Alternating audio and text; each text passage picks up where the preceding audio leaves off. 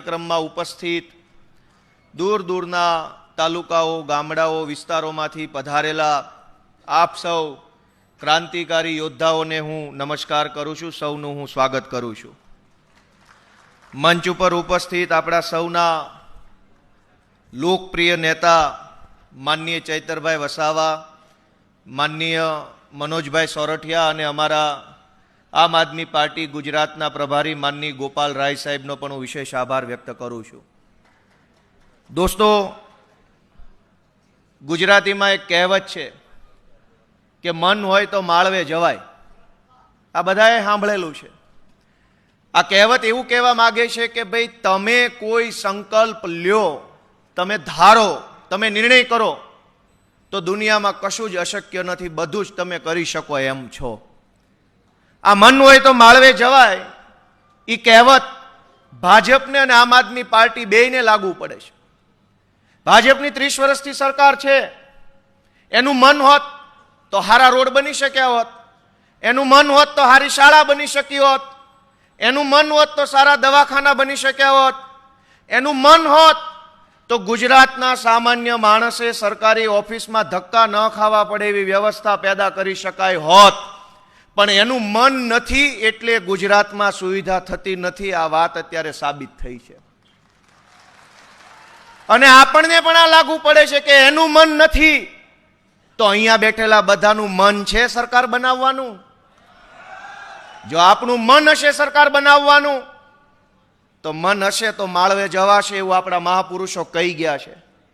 દોસ્તો, આજે આપણે અહીંયા મન બનાવવા માટેનો આ કાર્યક્રમ છે।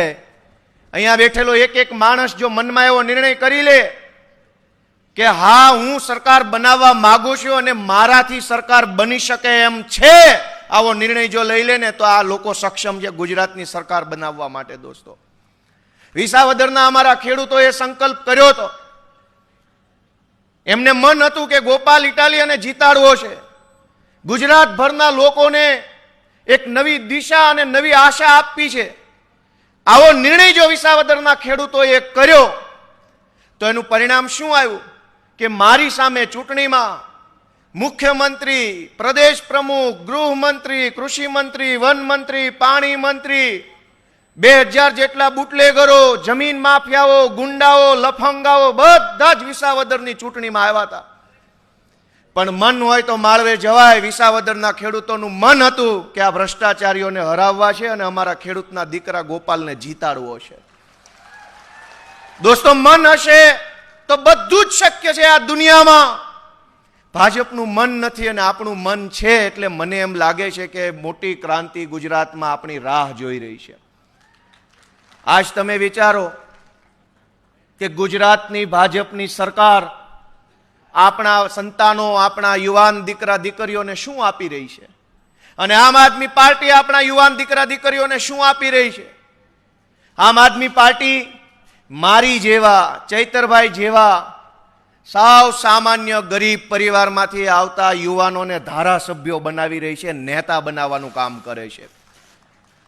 તમે અને અમે બધાય વિચારીએ કે જો આમ આદમી પાર્ટી ન હોત તો ગોપાલભાઈ શું હોત, ચૈતરભાઈ શું હોત, પ્રવીણ રામ શું હોત, રાજુભાઈ કરપડા શું હોત? કંઈક નાનો મોટો સંઘર્ષ કરતા હોત, નાની મોટી નોકરી કરતા હોત ને ભાજપની સામે બળાપો કાઢતા હોત, પણ બીજું કશું ના કરી શકતા હોત। શું કામ? કે અરવિંદ કેજરીવાલે આમ આદમી પાર્ટી નામનું પ્લેટફોર્મ આપ્યું, ટેકો આપ્યો, સાથ આપ્યો, માર્ગદર્શન આપ્યું અને તમારા દીકરાઓને નેતૃત્વ કરવા માટેની મોટી તક આપી અને જે દીકરાઓ તમારા આશીર્વાદથી ચૂંટાઈને આજે વિધાનસભા ધણધણાવી નાખે એવી શક્તિ પેદા કરી છે। આમ આદમી પાર્ટીએ તમારા દીકરાઓને ધારાસભ્ય બનાવ્યા, નેતા બનાવ્યા, આગેવાન બનાવ્યા। ભાજપે શું કર્યું? છોકરાઓને ડ્રગ્સના રવાડે ચડાવ્યા, દારૂના રવાડે ચડાવ્યા, છોકરાઓને નશાની તરફ આગળ વધારવાનું કામ ભાજપની સરકારે કર્યું। દોસ્તો, નિર્ણય તમારે લેવાનો છે, જનતાએ નિર્ણય લેવાનો છે કે તમારા દીકરાને નેતા અને આગેવાન બનાવે એ પાર્ટીને આશીર્વાદ આપવો છે કે દારૂ અને ડ્રગ્સના રવાડે ચડાવે એને આશીર્વાદ આપવો છે? ગુજરાતની અંદર બે દિશા છે, એક નશાની દિશા છે અને એક આગેવાનની દિશા। આમ આદમી પાર્ટી ગુજરાતના યુવાનોને રાજનીતિમાં લાવી યુવાનોની ઉર્જાને યુવાનોની આવડતને, યુવાનોના ભણતરને સાચી દિશામાં કામે લગાડવાનું કામ કરે છે. ચૈતરભાઈ વિસ્તરણ અધિકારી તરીકે કામ કરતા હતા, હું પોલીસમાં કોન્સ્ટેબલ હતો. રાજુભાઈ કરપડા વકીલ છે, મનોજભાઈ ફાર્માસિસ્ટ છે, ઈશુદાન ગઢવી જર્નાલિસ્ટ થયેલા છે. દરેક ભણેલા માણસોની આવડતને, અભ્યાસને અને એની ધગશને ગુજરાતના વિકાસના કામે લગાડવાનું કામ આમ આદમી પાર્ટી કરી રહી છે. દોસ્તો, આ જે કાંઈ ભણેલા યુવાનો છે, એનામાં જે આવડત છે એ ગુજરાત માટે કામમાં લાગવી જોઈએ એવું કોણ વિચારે છે? અરવિંદ કેજરીવાલ અને આમ આદમી પાર્ટી. ભાજપ આપણા દીકરા દીકરીઓને જ્ઞાતિવાદના રવાડે, હિન્દુ મુસલમાનના રવાડે, ફલાણા જિલ્લાનો આ જિલ્લાનો એવા રવાડે ચડાવી હજારો યુવાનોની યુવાની બરબાદ કરવાનું કામ કરી રહી છે. મિત્રો, મારી એક જ વિનંતી છે કે અહીંયા બેઠેલા અને આ કેમેરાથી સાંભળનારા ગુજરાતભરના લોકો આમ આદમી પાર્ટીની ચિંતા ભલે ન કરે, ગોપાલ ઇટાલિયા કે કેજરીવાલની ચિંતા પણ ન કરે, પણ દરેક માણસ પોતાના સંતાનોની ચિંતા તો કરશે કે નહીં કરે કે અમારા છોકરાઓનું શું થાય, અમારા પરિવારનું શું થાય, અમારા બાળ બચ્ચાનું, અમારા સમાજનું ભવિષ્ય શું? દરેક માણસ જો પોતાના પરિવાર અને બાળ બચ્ચાની ચિંતા કરે ને તો પણ એને ખબર પડી જાય કે હાવણો મારવાનો ટાઈમ આવી ગયો છે, આપણા બાળ બચ્ચાનું ભવિષ્ય ધૂંધળું છે અને ચોખ્ખું સાફ કરવાની જરૂર છે. દોસ્તો મિત્રો, અમે બધાય સંઘર્ષ કરીએ છીએ, પણ અમને બધાને જેલમાં પૂરવામાં આવે છે. મારા 36 વર્ષની ઉંમર છે, મેં આટલા વર્ષમાં કોઈ દી નહોતું જોયું ગુજરાતમાં કે ચાલુ ધારાસભ્યને જેલમાં પૂરવામાં આવે. ક્યારેય નહીં. મેં મારા જીવનમાં, આ ટૂંકા જીવનમાં 36 વર્ષમાં પહેલી વાર જોયું કે ચાલુ ધારાસભ્ય ચૈતરભાઈ વસાવાને જેલમાં પૂરવામાં આવ્યા. આરોપ શું હતો એમના ઉપર? આરોપ એટલો કે એમણે આદિવાસી સમાજને જાગૃત કરવાનું કામ કર્યું, આદિવાસી યુવાનોને રાજનીતિમાં લાવવાનું કામ કર્યું, તો એમને જેલમાં પૂરવામાં આવ્યા. અમારા રાજુભાઈ કરપડા અને અમારા પ્રવીણભાઈ રામ આજે જેલમાં છે. મને પોતાની ઘણી વખત જેલમાં પૂરવામાં આવ્યો અને કદાચ ભવિષ્યમાં તે જવું પડશે એવી કદાચ તૈયારી ખરી. પણ તમે વિચારો કે આ રાજુભાઈ કરપડા, આ ચૈતરભાઈ વસાવા, આ ગોપાલભાઈ ઇટાલિયા, એને જેલમાં શું કામ પૂરવામાં આવે છે? કઈ ભાજપની સરકાર અમારાથી ડરી ગઈ એટલે જેલમાં પૂરી દીધા? ના ભાઈ ના. ગોપાલ ઇટાલિયા તો ગામડાનો સામાન્ય ગરીબ પરિવારનો છોકરો છે, એનાથી કઈ આવડી મોટી ભાજપ થોડી બી જાય? ચૈતરભાઈ થી થોડી કઈ આવડી મોટી ભાજપ બી જાય? જોરદાર તાલીઓથી આપણે અરવિંદ કેજરીવાલજી અને ઈશુદાન ગઢવી સાહેબનું સ્વાગત કરીએ. મજા આવી? તો હું મારી વાત આગળ વધારું કે આ ચૈતરભાઈ વસાવાને એટલે જેલમાં નથી પૂર્યા કે ભાજપ એનાથી ડરી જાય. આટલી મોટી રાજ્યમાં સરકાર, કેન્દ્રમાં સરકાર, અવડી મોટી ભાજપ પાર્ટી કઈ મારાથી કે ચૈતરભાઈથી કે રાજુભાઈથી ડરી જાય એવું બને નહીં. તો પછી કેમ જેલમાં પૂરવા પડે છે? ભાજપ પાર્ટીને જનતા જાગી જાય, જનતાનો આત્મા જાગી જાય એ વાતનો બહુ ડર લાગી રહ્યો છે કે ચૈતરભાઈ વસાવા ઉભા રહે તો કરોડો આદિવાસી યુવાનોનો આત્મા જાગે, એની આંખ ખુલ્લે અને એનામાં હિંમત આવી જાય છે ભાજપ સામે લડવાની. રાજુભાઈ કરપડા બોલે તો હજારો ખેડૂતોની અંદર હિંમત આવે, એમની આંખ ખુલ્લે, એમનો આત્મા જાગે. ગોપાલભાઈ બોલે તો હજારો લોકોનો આત્મા જાગે છે ને, અને કરોડો લોકોનો આત્મા જાગી જાય તો ભાજપના ભૂકા નીકળી જાય. એ વાતનો એને ડર લાગે છે કે આ લોકો જાગવા ન જોઈએ, લોકો જાગવા ન જોઈએ, લોકોની આંખ ન ખુલવી જોઈએ, લોકોનો આત્મા ન જાગવો જોઈએ. કેમ કે લોકો જાગી જાય તો ભલભલી સરકારોના ભૂકા નીકળી જાય એવી તાકાત લોકોમાં હોય છે. અને આ રાજુભાઈ, આ ચૈતરભાઈ, આ પ્રવીણભાઈ, આ ગોપાલભાઈ, આ કેજરીવાલજી, આ ઈશુદાન ગઢવી, આ બધા લોકો ગુજરાતની જનતાને જગાડવાનો ગુનો કરી રહ્યા છે એટલે એમને જેલમાં પૂરવામાં આવે છે. કે શું કામ જગાડો છો? 30 વર્ષથી જેને ઊંઘવા દીધા છે, જેને ઊંઘાડી દીધા છે, જેની અંદર હિન્દુ, મુસલમાન, ભારત, પાકિસ્તાન જ્ઞાતિવાદના નામે લોકોની આંખો બંધ કરી દેવામાં આવી છે, એ લોકોને જગાડવાનું પાપ કરે એને તો જેલમાં ભાજપ પૂરવાની જ છે. વ્યક્તિથી નહીં, સમૂહથી ડરે છે ભાજપ. અને વ્યક્તિઓ બધા ભેગા મળી અને સમૂહને જાગૃત કરવાનું કામ કરે છે. દોસ્તો, આજ ગુજરાતની પરિસ્થિતિ જુઓ કે સામાન્યમાં સામાન્ય કામ માટે લોકોએ લાચારી કરવી પડે છે. સરકારના માણસો આવે, વડાપ્રધાન આવે, મુખ્યમંત્રી આવે, કોઈ મંત્રી આવે, પ્રદેશ પ્રમુખ આવે, તો આખું સરકારી તંત્ર રાત આખી કામ કરે, વરસતા વરસાદમાંય કામ કરે, ગમે તેવું અઘરામાં અઘરી વિષય હોય તો પણ રાતોરાત બધું કામ કરે. અને રાતમાં રોડ બની જાય, ફૂલડાના કુંડાઓ મુકાઈ જાય, રંગરોગાન થઈ જાય, સ્પ્રે છટાઈ જાય, બધી જ વ્યવસ્થા આખી રાતમાં ઊભી થઈ જાય. પણ ગુજરાતનો સામાન્ય માણસ પોતાના જમીનની 7/12માં એક એન્ટ્રી કરાવવા જાય તો મામલતદાર ઓફિસમાં 20-25 ધક્કા ખાવા પડે અને છેલ્લે એજન્ટોને કંઈક 2 પૈસા આપો તો કામ થાય. દોસ્તો, સરકારનો માણસ આવે તો રાતોરાત કામ થઈ જાય.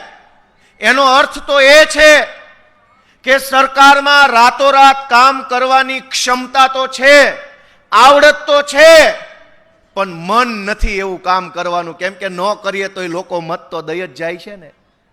દિલ્હી સલ્તનતથી મુઘલ સમ્રાટ આવ્યા હોય એમ રાતોરાત બધું ચાલુ થઈ જાય. ઇતિહાસમાં ભણાવવામાં આવે છે કે મુઘલ રાજાઓ જ્યારે આવતા આવી રીતે ક્યાંક બીજે, ત્યારે એના જે માણસો હોય રાતોરાત રોડ બનાવતા, ફૂલડા મૂકી દેતા, મંડપો બાંધતા, ગેટ બનાવતા. શું કામ? તો કે જિલ્લે ઇલાહી આવે છે, એના સ્વાગતમાં રોડ બનાવવા પડે. દોસ્તો, ગુજરાતની હાલત કંઈ આનાથી વધુ સારી નથી. લોકશાહી છે કે મુઘલશાહી છે ખબર નથી પડતી.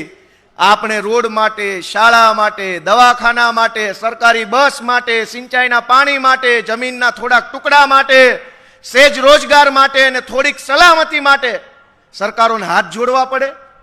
જે સરકારને તમે મત આપો, જે સરકારને તમે ટેક્સ આપો, એ સરકાર તમારું કામ નહીં કરે. દોસ્તો, આપણે ત્યાં કોઈક માણસને નોકરીએ કામે રાખ્યો હોય, ડ્રાઈવર હોય કે ખેતીવાડી હોય, અને જરાક કામ ન કરે તો આપણે બીજી વખત એને ના પાડી દઈએ છીએ કે ભાઈ તું કાલથી કામે ન આવતો. અને આ ભાજપની સરકાર 30 વર્ષથી આપણું કામ નથી કરતી, છતાંય આપણો હાથ એના બટન ઉપર વયો જાય. આપણે પણ કહેવું પડે કે ભાજપ વાળા કાલથી હવે તમારે કામે આવવાનું નથી. વિધાનસભામાં અમે આમ આદમી પાર્ટીની સરકારને જવાબદારી સોંપવા જઈ રહ્યા છીએ.